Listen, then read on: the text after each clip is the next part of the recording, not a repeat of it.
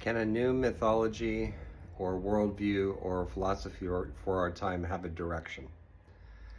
This is the 16th in my series on making a mythology for our time, and I wanted to raise the prospect of a cause or a mission behind a cycle of stories.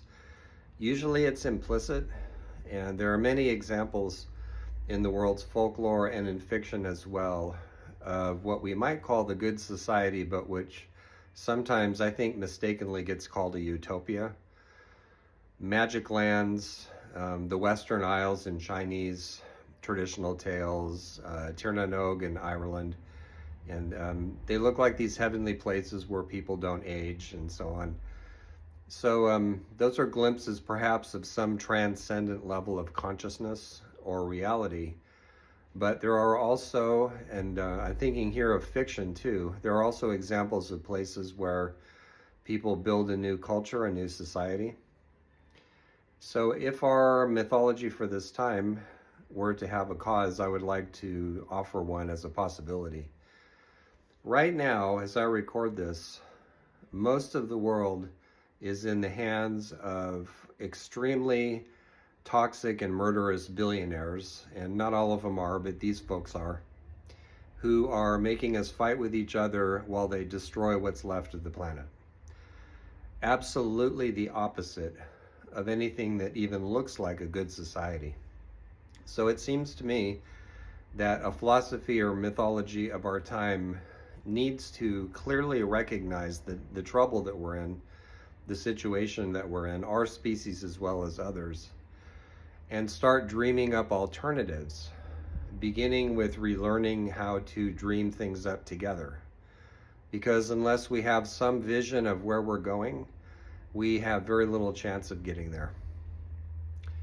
So folklore, fiction, fairy tales even provide little glimpses and hints to help us on our way, but we can take that and do better, more creatively these days, when we have such a huge fund of story to draw on.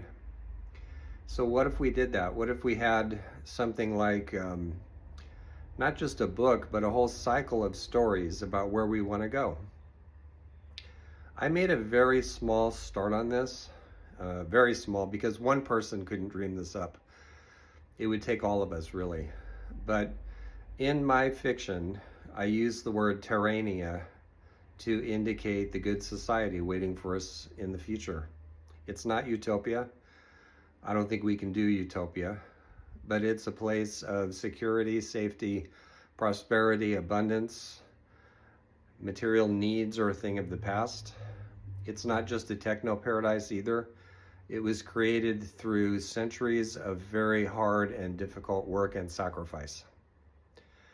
And one of the guiding themes of Terrania is faith in human possibilities.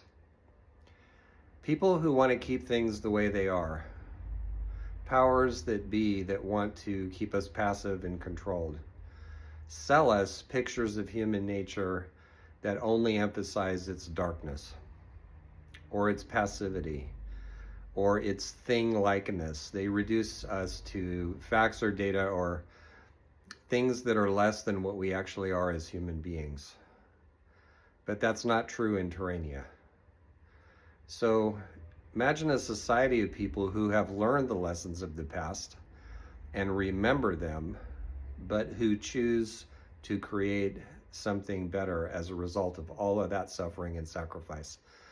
A society where earth-honoring attitudes and goals and behaviors are the norm, where people who harm each other are thought of as in need of some kind of intervention, where people are held accountable for their misbehavior. A society that prizes good governance, that makes sure everybody is taken care of. There's no poverty, there's no warfare, there's no homelessness, there's no isms, no homophobia, no sexism.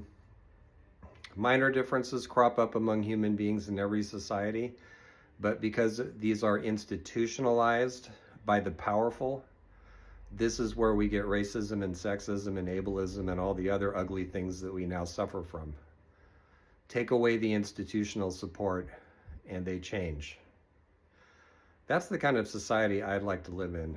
And that's the kind of society that when I think about a new mythology or worldview for our time, that's the kind of society it points to.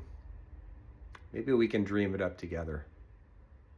Or as the fictional character in my Lamplighter trilogy, Miriam Najjar, likes to put it, dream it so.